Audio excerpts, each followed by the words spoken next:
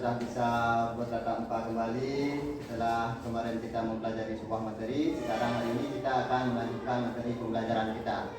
Jadi sebelumnya seperti biasa dulu kita berdoa untuk mengawali pembelajaran kita pada hari yang berbahagia ini. Jadi siapa nih yang mau memimpin doa? Siapa saja boleh? Angkat tangan. Siapa? A'udzu billahi minasyaitonir rajim. Bismillahirrahmanirrahim. Rabbi shrah li sadri wa yassir li amri wahlul 'uqdatam min lisani yafqahul qawli. Rabbi zidni ilman warzuqni fahman. Raditu billahi rabba wa bil islami dina wa bil muhammadin nabiyya wa rasulah wa bil qur'ani imama. Sadaqallahul azim. Alhamdulillah ya, doa selesai. Namun, baik ya, pada pembelajaran yang sebelumnya, pada pertemuan sebelumnya kita sudah mempelajari tentang teks, yaitu teks pidato ataupun teks pidato persuasif. Jadi pada pembelajaran hari ini kita akan mempelajari tentang yang namanya teks cerpen. Nah, ketika kita akan mempelajari teks cerpen ini, mungkin kita akan bertanya-tanya, Pak, untuk apa sih teks cerpen ini kita pelajari? Pak, apa sih gunanya kita mempelajari mempelajari teks cerpen bagi kehidupan kita sehari-hari? Tentu saja ini semua akan ada manfaatnya untuk kita. Yang pertama sekali, ketika kita nanti mempelajari teks cerpen ini, kita nanti harus mengetahui apa unsur-unsur yang ada di dalam teks cerpen. Struktur cerpen itu terdiri dari apa saja? Nanti kita akan mengetahuinya. Lalu manfaatnya bagi kita ketika kita mempelajari teks cerpen ini seperti yang sudah kalian ketahui sebelumnya. Ketika kita sudah bisa membuat cerpen, kita bisa menulisnya di media, kita bisa menyebarkannya di media-media sosial, dan nanti kalian akan menjadi seorang penulis yang terkenal. Amin ya rabbal alamin. Mudah-mudahan ya, nanti setelah mempelajari ini, kalian akan tahu bagaimana sih cara menulis cerpen itu, apa sih yang harus kita perhatikan ketika kita menulis cerpen, dan unsur-unsur apa yang ada di dalam cerpen itu nanti akan kalian ketahui ketika kita telah mempelajari teks cerpen ini. Nah, sebelum kita melangkah terlebih jauh, ada yang tahu nggak cerpen itu apa? Cerita pendek. Cerpen itu adalah cerita pendek. Selain cerita pendek apa lagi? Hah? Cerita bersambung. Kemudian apa lagi? Ciri-ciri cerpen yang kalian ketahui. Tadi kalian sudah mengetahui bahwa yang namanya cerpen ini adalah cerita pendek. Kemudian kalian juga mengatakan bahwa cerita cerpen ini ceritanya bersambung-sambung ya. Kalau bersambung-sambung itu dinamakan dengan istilah cerbung. Ya, cerita bersambung. Tapi kalau cerpen ini adalah cerita yang pendek, kalian habis sekali baca ya. Nah, kita lihat lagi nih. Nah, apa sih pengertian dari cerpen itu? Ini dia. Cerpen ataupun cerita pendek atau cerpen adalah satu bentuk karya sastra yang ceritanya hanya menceritakan satu peristiwa dari seluruh kehidupan pelakunya.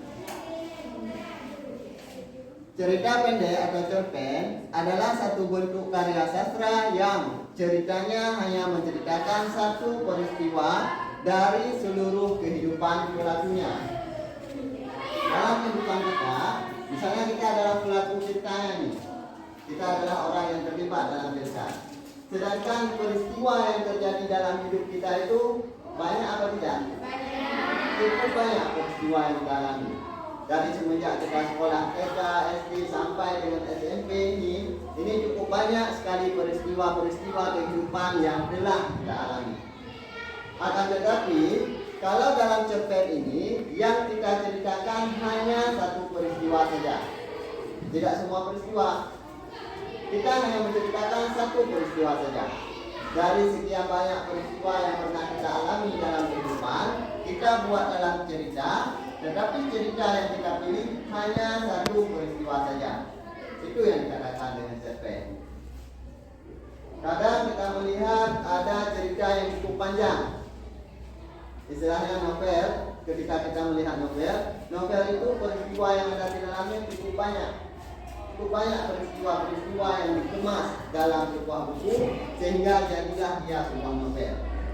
Akan tetapi kalau cerpen ini dia hanya memilih satu peristiwa saja. Ketika kalian sekolah di SMP, dari sejak kelas 1 sampai dengan kelas 2 sampai dengan kelas 3 kalian sekolah, tentu saja begitu banyak peristiwa yang akan kalian alami. Akan tetapi ketika kalian buat cerita, itu tidak hanya satu cerita, tidak semua peristiwa yang kalian tulis, tetapi hanya satu peristiwa saja. Oh, misalnya hari ini ada kejadian upacara, kami belajar kelompok, setelah itu kami gotong royong. Akan tetapi ketika kalian buat dalam bentuk cerpen, itu hanya satu peristiwa saja yang kalian tulis. Oh, saya ingin menulis tentang peristiwa ketika upacara, ataukah ketika gotong royong, ataukah ketika belajar kelompok. Itu namanya satu peristiwa. Dah, itu pengertian sekilas tentang cerpen. Ada yang ingin ditanyakan? Entah ini? Belum dah? Oke, kalau belum ada, kita lanjut kepada sesi berikutnya. Nah, ini dia ciri-ciri dari cerpen. Apa sih karakter ataupun ciri-ciri sebuah cerita sehingga cerita tersebut bisa kita katakan sebagai cerpen? Kan cukup banyak yang cerita yang kita baca itu cukup banyak. Lalu cerita-cerita bagaimana yang masuk ke dalam cerpen ini? Ini ciri-ciri cerpen.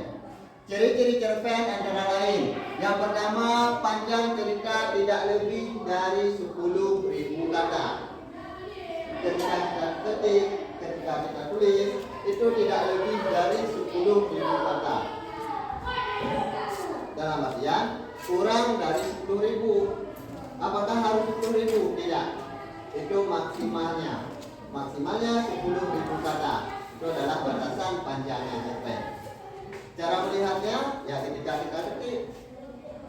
Ketika kita ketikkan di Microsoft Word misalnya, itu akan terbaca berapa kata yang sudah kita tuliskan. Itu terbaca kata-kata ini. Kemudian ciri-ciri yang kedua, dia mengandung satu gagasan utama. Apa ini kata lain dari gagasan utama? Apa? Gagasan utama itu sama dengan ide pokok. Nah, dia cuma mengandung satu gagasan utama, cuma satu tema saja yang ada dalam cerpen. Kemudian ciri-ciri yang ketiga yaitu menyajikan kejadian yang paling menarik.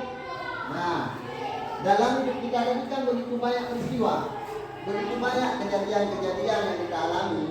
Kita cuma mengambil satu kejadian saja, yaitu kita pilih kejadian yang paling menarik yang terjadi dalam kehidupan kita. Kemudian yang keempat, ciri-ciri cerpen yang keempat adalah berakhir dengan penyelesaian. Nah, dalam artian ketika cerita ini selesai, maka selesailah segala masalah yang dipaparkan dalam cerita tadi. Itu ciri-ciri cerpen. Kalau cembung tadi, cerita bersambung, dia tidak selesai. Tidak selesai masalahnya, tapi akan dilanjutkan pada tahap berikutnya. Akan ada sambungan ceritanya lagi. Tetapi kalau dalam cerpen, habis cerita maka selesailah masalah. Ini bedanya. Kalau novel itu kan di bab 1 masalahnya belum selesai, di bab 2 disambung lagi, di bab 3 ada beberapa bab baru selesai masalahnya. Akan tetapi kalau di cerpen selesai cerita, selesailah masalah-masalah yang dihadapi oleh si tokoh. Tadi tokohnya sudah memiliki masalah apa saja yang terjadi, itu akan berakhir dengan berakhirnya cerita. Nah, oke, selanjutnya. Nah, ini adalah unsur-unsur pembangun teks cerpen. Unsur-unsur pembangun teks cerpen ini ada pengokohan di situ, ada latar tempat, ada sudut pandang, ada tema, ada alur cerita. Jadi yang pertama sekali kita buat dulu temanya apa? Tema cerita yang akan kita buat. Kemudian setelah ada tema, di dalam cerpen itu juga ada yang namanya alur cerita, jalannya cerita. Kemudian penukohannya juga di situ, tokoh dan penukohan, kemudian latar tempat, kemudian sudut pandang. Ini adalah unsur-unsur pembangun teks cerpen.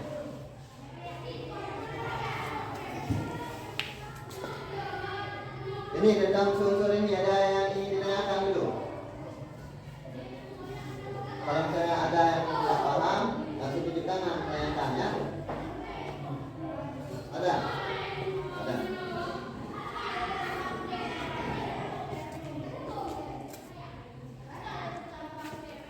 Ada? Tidak ada? Kalau tidak ada, Bapak akan menjelaskan satu persatu ya. Yang pertama kita lihat dulu yang namanya tema cerita. Yang namanya tema ini adalah gagasan utama cerita. Gagasan utama cerita yang ingin kita angkat tentang apa? Oh, saya ini mau buat sebuah cerita yang bersifatnya keagamaan. Nah, berarti cerita yang kita buat itu temanya adalah religius. Nah, itu temanya. Berarti kalau kita sudah menentukan tema religius, berarti cerita yang akan kita buat nanti adalah cerita yang bernuansa keagamaan. Saya ingin buat sebuah cerita lah, tapi cerita yang saya buat ini adalah cerita tentang keagamaan. Berarti ini masuknya ke tema religius. Ataupun saya tidak maulah membuat cerita tentang keagamaan, saya ingin membuat cerita tentang sekolah, tentang keadaan saya di sekolah, tentang bagaimana proses kami belajar. Itu berarti masuknya ke tema pendidikan. Itu yang namanya tema. Tema itu adalah gagasan pokoknya. Gagasan pokok itu dinamakan dengan tema. Kemudian yang kedua ada lagi yang namanya alur cerita. Alur cerita ini adalah jalannya cerita. Karena alur itu kan nanti ada dibagi lagi. Ada alur maju, ada alur mundur, ada alur gabung. Kita tentukan alur cerita yang saya buat ini akan menggunakan alur apa?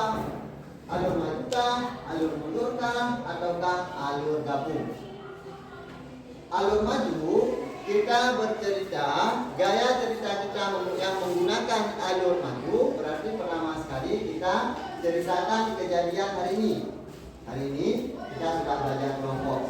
Kedepannya apa lagi yang terjadi? Kemudian setelah itu apa lagi yang terjadi? Itu namanya alur maju. Kita menceritakan ke depan dan terus ke depan. Kalau alur mundur, kita menceritanya ke belakang. Hari ini kita sudah ada di kelas ini. Sebelum kita berada di dalam kelas, apa-apa yang kita lakukan di belakangnya, sehingga kita bisa berada di dalam kelas ini. Kita cerita ke belakangnya. Dari pagi kita mulai sarapan, kemudian apalagi kita ceritakan sampai tibalah kita di dalam kelas ini. Ini namanya alur mundur. Kita bercerita ke belakang. Kemudian ada lagi yang namanya penokohan. Penokohan ini, tokoh dan penokohan ini adalah wataknya si tokoh, tabiatnya si tokoh. Kemudian ada lagi latar tempat. Ini adalah tempat yang kita gunakan ketika kita membuat sebuah cerita. Oh, cerita saya Yang pertama ada yang namanya orientasi. Ini dia. Yang pertama ada yang namanya orientasi. Kemudian ada komplikasi, evaluasi, dan resolusi. Apa sih itu orientasi? Orientasi ini adalah pengenalan tokoh dan latar cerita. Di awal cerita, kita sudah tahu nih ketika kita baca sebuah cerita. Oh, di dalam cerita ini tokohnya si A. Ada lagi ini, ada si B, ada si C. Itu namanya bagian orientasi. Di bagian itu kita bisa tahu siapa saja tokoh yang terlibat di dalamnya. Kemudian tempat kejadiannya di mana? Di mana tempat terjadinya? Di sekolah kah, di masjid, di jalan, atau di tempat lain? Itu bisa kita ketahui di bagian orientasi. Kemudian bagian komplikasi. Setelah tadi kita sudah mengenali yang namanya tokoh, sudah kita tahu berapa orang tokohnya, siapa saja tokohnya. Lalu tokoh-tokoh ini akan mengalami yang namanya masalah. Jadi dia sudah tokohnya sudah kita ketahui. Lalu kita akan mengetahui masalah-masalah apa yang dihadapi oleh si tokoh. Ini akan kita dapatkan pada bagian komplikasi. Setelah masalah-masalah ini sudah dihadapi, sudah ditemui oleh si tokoh, nanti akan maju lagi ke bagian evaluasi, yaitu konflik yang mulai diarahkan pada pemecahannya. Dalam artian, di sini masalah-masalah yang dihadapi oleh si tokoh hampir selesai, hampir mendapat penyelesaiannya. Kemudian ada lagi bagian keempat, yaitu bagian resolusi. Kalau bagian resolusi ini adalah upaya pengarang mengungkapkan solusi dari berbagai konflik. Kita pengarangnya, kita penulisnya. Tadi kita sudah memperkenalkan tokoh, memperkenalkan masalah. Lalu bagaimana si tokoh ini menyelesaikan masalahnya? Itulah di bagian resolusi. Di situ kita jelaskan. Ini ya bagian dari struktur cerpen. Nah, yang selanjutnya langkah-langkah ketika kita akan menulis cerpen. Ini yang pertama kita mencari gagasan dulu. Gagasan ini adalah ide. Wah, saya ini mau membuat cerpen tentang apa? Nah, itu namanya mencari gagasan. Kemudian setelah mencari gagasan, percaya dengan gaya bahasa sendiri. Ini ketika kita menulis cerpen, kita jangan terfokus pada cerpen-cerpen yang dibuat oleh orang. Orang itu kan buat cerpennya bagus sekali, gaya bahasanya itu luar biasa. Kita jangan berfokus kepada itu. Kita tuliskan saja bagaimana kemampuan berbahasa kita. Bagaimana kita mampunya, seperti itu saja kita tulis. Tanpa harus meniru gaya-gaya cerita orang lain. Nah, makanya di sini kita harus percaya pada diri kita sendiri. Kemudian mengawali cerita. Setelah itu memadukan peristiwa-peristiwa kunci, menentukan ending ataupun penutup cerita. Tadi kita sudah mencari gagasannya. Gagasannya sudah ada. Kemudian kita sudah percaya dengan gaya bahasa yang akan kita gunakan ketika kita menulis cerita. Kemudian kita mengawali cerita yaitu dengan bagian orientasi tadi. Barulah kita masuk kepada menulis cerita yaitu di bagian mengawali cerita, yaitu bagian orientasi, kemudian menentukan ending, penutup, mengendapkan cerpen ini. Maksudnya setelah kita membuat cerpen tersebut, bagaimana kita baca kembali, bagaimana cerita tersebut bisa kita tanamkan. Kemudian jangan pernah berhenti menulis. Ini yang paling penting. Yang paling penting ketika kita ingin menjadi seorang penulis cerita, ini bagian ini. Jangan pernah berhenti menulis. Karena setiap orang itu akan mengalami kegagalan ataupun cerita dia tidak selesai, yaitu ketika dia berhenti menulis. Ini saya sudah menulis nih, sudah berapa halaman saya menulis. Bosan lah. Nah, disitulah. Aduh, ini cerita yang sudah saya buat ini tidak menarik, tidak ada yang suka, tidak ada yang respon. Akhirnya apa? Semangat kita udah, dan kita mengakhirinya lah. Alah, akhiri sajalah, mungkin saya memang tidak bakat dalam menulis. Ini yang salah. Apapun ceritanya, bagaimanapun bentuk cerita yang kita buat, yang penting kita jangan pernah berhenti menulis. Tulis saja. Apa yang ingin kita tuliskan, tulis saja. Jangan berhenti. Kemudian kita lanjut ya. Ini menggunakan majas, akan kita jelaskan pada pertemuan berikutnya ya. Kemudian ada lagi ini majas-majas yang ada nih. Ada repetisi ironi ini adalah jenis-jenis majas, juga akan kita jelaskan nanti pada pertemuan berikutnya. Ini kita fokus dulu pada struktur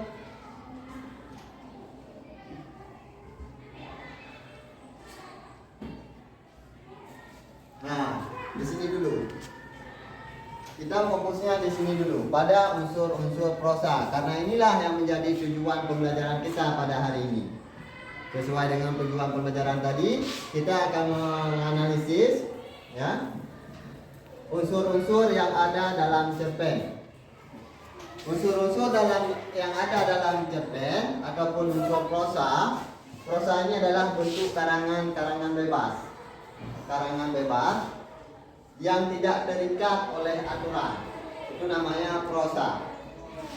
Kalau ilmiah, karya ilmiah itu terikat oleh aturan. Bagaimana cara penulisannya, segala macamnya. Tetapi kalau unsur prosa ini, dia tidak. Yang pertama ada yang namanya unsur intrinsik. Nah, unsur intrinsik ini akan menjadi tujuan pembelajaran kita pada hari ini. Di dalam unsur intrinsik ini ada yang namanya tema. Ini yang sudah Bapak jelaskan tadi. Kemudian ada yang namanya latar, alur, dan amanat. Kemudian ada lagi yang namanya tokoh, penokohan, sudut pandang, dan gaya bahasa. Ini yang akan kita bahas hari ini, dan ini yang akan kita kupas tuntas pada pembelajaran kita hari ini. Nah, tadi kalian sudah mempelajari yang namanya tema, latar, setting, alur, ataupun amanat. Dari penjelasannya sudah Bapak berikan. Sekarang kita akan melihat sejauh mana pemahaman kita tentang yang namanya tema.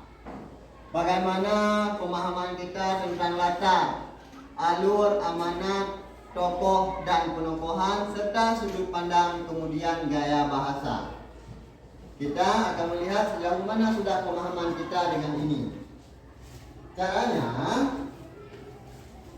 Bapak akan membagikan kalian berupa teks cerpen. Ya, ini ada teks cerpen. Nanti Bapak akan bagikan per kelompok. Kita bagikan per kelompok. Nanti setiap kelompok akan kita tentukan apa yang harus kalian cari. Setelah nanti kalian temukan, misalnya kelompok A. Kelompok A punya tugas dia mencari yang namanya tema yang ada dalam cerita. Kemudian dia juga mencari yang namanya latar. Ya semua. Ketika kalian sudah mendapatkannya, sudah kalian temukan tema yang ada dalam cerita ini, nanti kalian tuliskan pada kertas karton yang akan Bapak bagikan.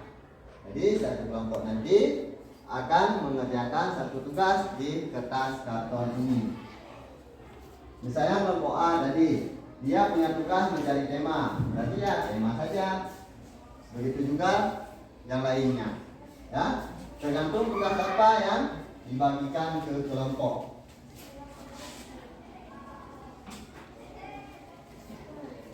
Kenapa ada? Nah, sekarang kita bagikan kelompok dulu ya. Kita bagikan kelompok. Oke, semuanya silakan maju ke sini. Aturan pembagian kelompoknya tadi ada yang sudah ambil satu ya. Lanjut terus, lanjut biar cepat. Lanjut semua lanjut. Satu orang ambil satu. Satu orang ambil satu ya. Satu orang ambil satu. Tarik terus, satu orang satu. Lagi semuanya. Satu orang ambil satu. Tarik terus, satu orang satu kali. Satu orang satu kali. Ini, satu orang satu kali.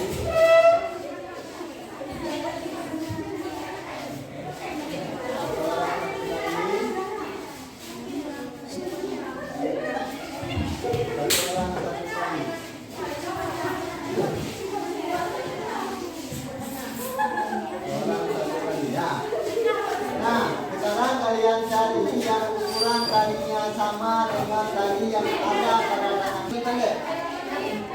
Yang talinya paling pendek di sini. Nah, kemudian ini bapak ini yang talinya sama. Siapa tadi? Nah, di sini.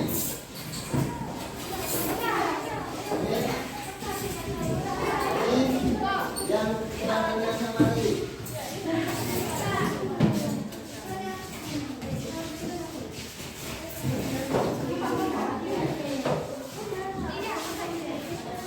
Nah, itu terus berkelompok. Sudah. Kalau sudah, ini Bapak bagikan tag cerpen ya. Bapak bagikan tag cerpennya. Ini satu, kelompok dua ya. Kelompok tiga.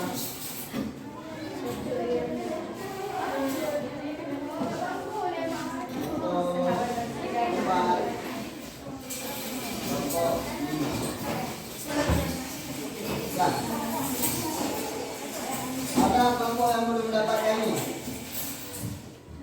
Ada? Dah duduk terus itu.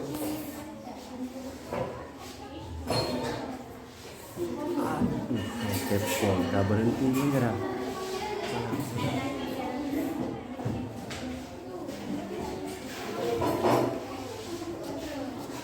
Nah, kelompok satu.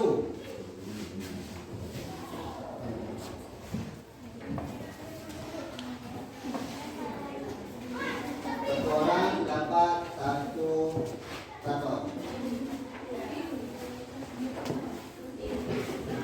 Ini satu.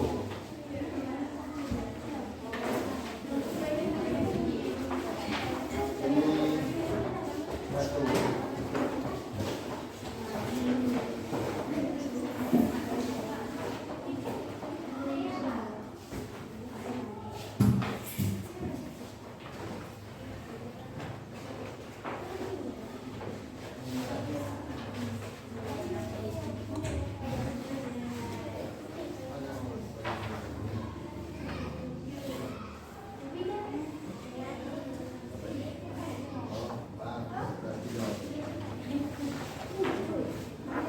Nah, itu cerpen yang sudah ada di tangan kalian.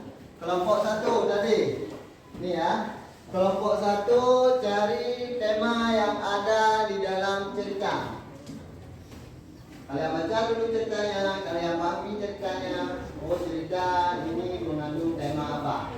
Kalian tuliskan, begitu ya. Kemudian yang kelompok dua, kalian cari latarnya. Tempat terjadi peristiwa ini di mana? Tempat terjadi cerita ini di mana saja? Kan itu cukup banyak itu latarnya. Kalian tulis. Latar tempatnya di mana? Di sekolah, di jalan, di apa itu kalian tulis. Ya, semua latar yang kalian dapatkan. Kemudian kelompok tiga. Kelompok tiga ini menganalisis tentang alur.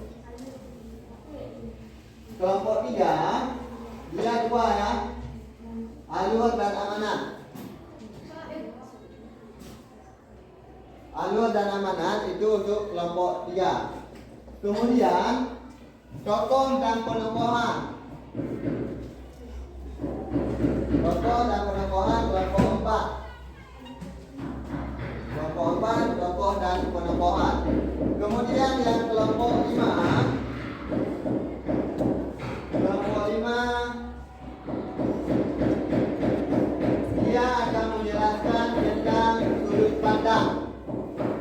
Nah, kelompok 5 tentang sudut pandang. Dan silakan kerjakan. Yang tidak kalian pahami, tanyakan. Ini ada spidol, ada tulisnya.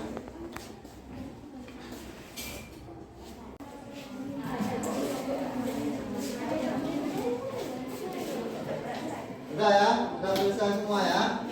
Kalau sudah, sekarang kita presentasikan.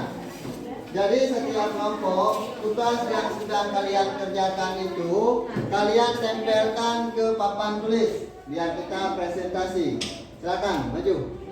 Satu persatu tempelkan di sini biar kita presentasikan hasil kerjanya. Nah, satu nih. Ya, tuh. Nah, kelompok berikutnya.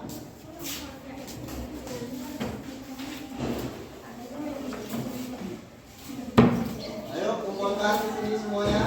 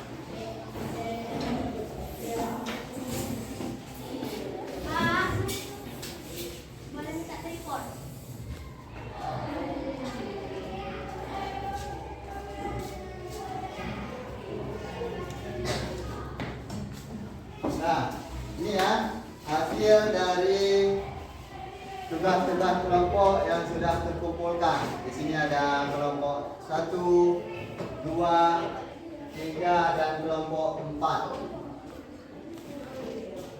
Sekarang coba kita presentasikan dulu. Kita mulai dari kelompok 4 ya.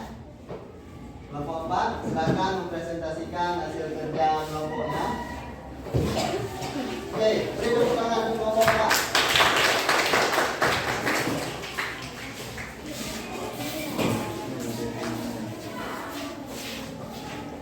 Saya lagi ya, perhatikan ya.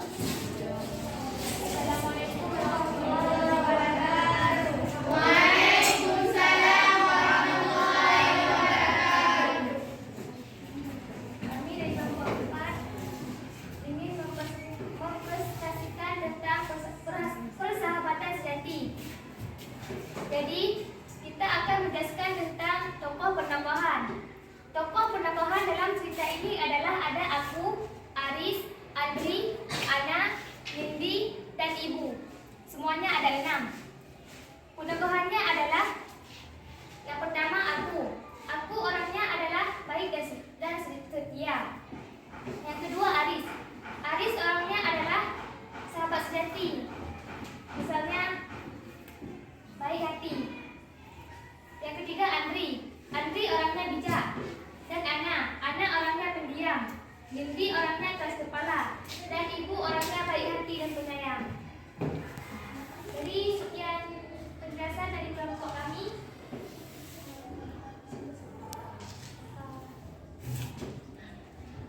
Ada Ada yang ingin ditanyakan ke kelompok ini tentang apa yang sudah dipresentasikan tentang tokoh dan penumbuhan? Ada ya? Dah paham semua? Nah, sudah ada. Terima kasih. Tepuk tangan untuk kelompok 4. Silakan kelompok 4 untuk presentasinya. Sekian dari presentasi kami. Assalamualaikum warahmatullahi wabarakatuh.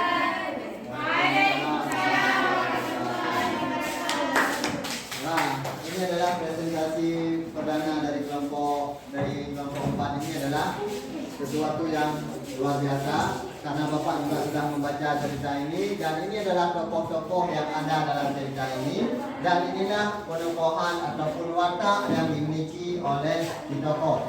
Dan ini sudah benar dan ini luar biasa. Kita sekali lagi berikan tepuk tangan untuk kelompok 4.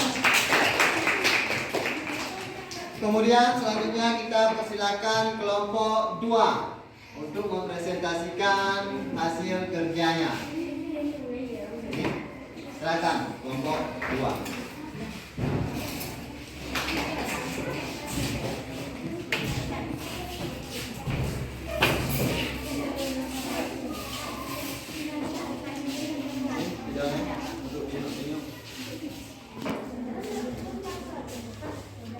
Assalamualaikum warahmatullahi wabarakatuh. Waalaikumsalam warahmatullahi wabarakatuh. Kami dari kelompok 2 ingin mempresentasikan hasil kelompok kami tentang cerpen yang berjudul Persahabatan Sejati. Tugas kami adalah meneliti apa latar-latar dalam cerita yang berjudul Persahabatan Sejati. Latar dalam cerita ini adalah sekolah dan rumah sakit termasuk dalam latar tempat.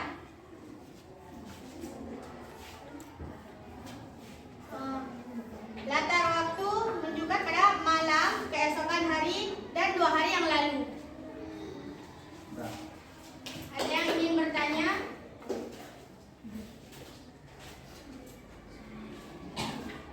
Ada yang ingin ditanyakan? Kelompok 2 sudah memberikan sesi tanya jawab terkait apa saja yang tidak kalian pahami. Ini boleh kalian tanyakan ke kelompok 2. Ada yang ingin ditanyakan? Tidak ada. Kalau tidak ada, silakan kelompok 2 tutup presentasinya. Sekian presentasi dari kelompok kami. Kami akhiri. Assalamualaikum warahmatullahi wabarakatuh. Waalaikumsalam warahmatullahi wabarakatuh. Lagi-lagi ya, kelompok 2 pun luar biasa.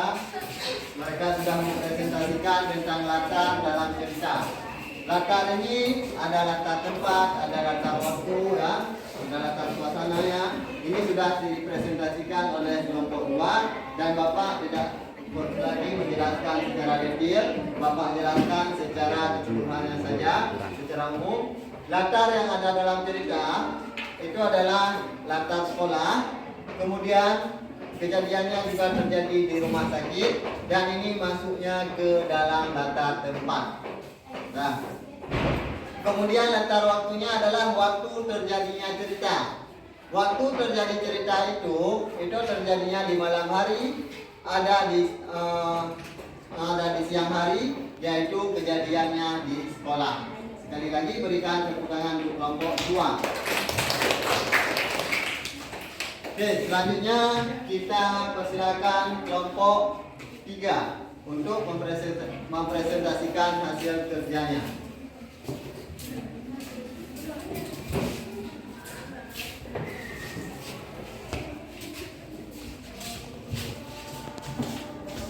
Nah, silakan. Assalamualaikum warahmatullahi wabarakatuh. Waalaikumsalam warahmatullahi wabarakatuh.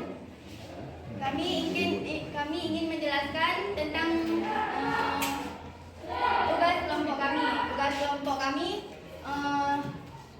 tentang alur. Harus dicarikan tentang alur. Alur terbagi 3.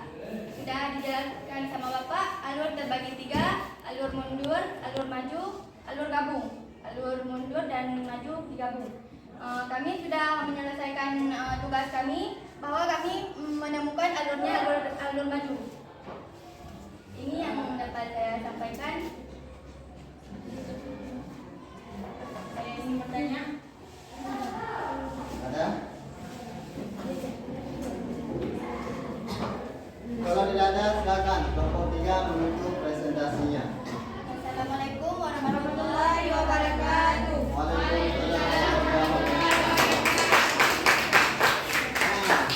Ternyata kelompok 3 ini penjelasan yang diberikan kelompok 3 pun ini adalah penjelasan yang luar biasa ya. Tanpa mereka tuliskan di sini, ternyata mereka bisa menjelaskannya secara lisan. Dan itu pun kita berikan A+ untuk mereka. Meskipun mereka ringkasan yang mereka buat ini sedikit, ternyata penjelasan yang mereka berikan ini pun luar biasa, tidak kalah jauh dengan kawan-kawan yang sudah tampil tadi.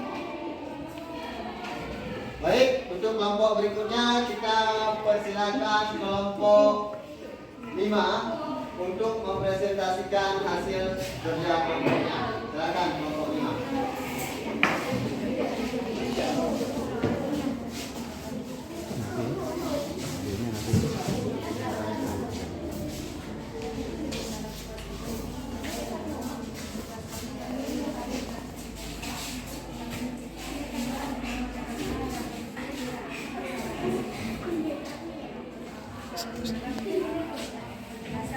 Assalamualaikum warahmatullahi wabarakatuh. Waalaikumsalam warahmatullahi wabarakatuh.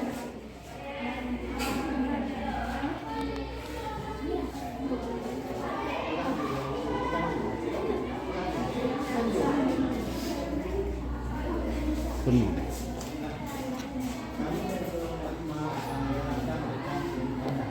Kami dari kelompok 5 akan menjelaskan tentang sudut pandang. Sudut pandang yang ada dalam cerita ini adalah sudut pandang orang pertama, yaitu kata saat ini aku berada di kelas 3 SMP. Kata aku adalah di sini sudut pandang orang pertama. Sekian dari presentasi kami. Ada yang ingin bertanya? Tidak ada, tepuk tangan untuk kelompok 5.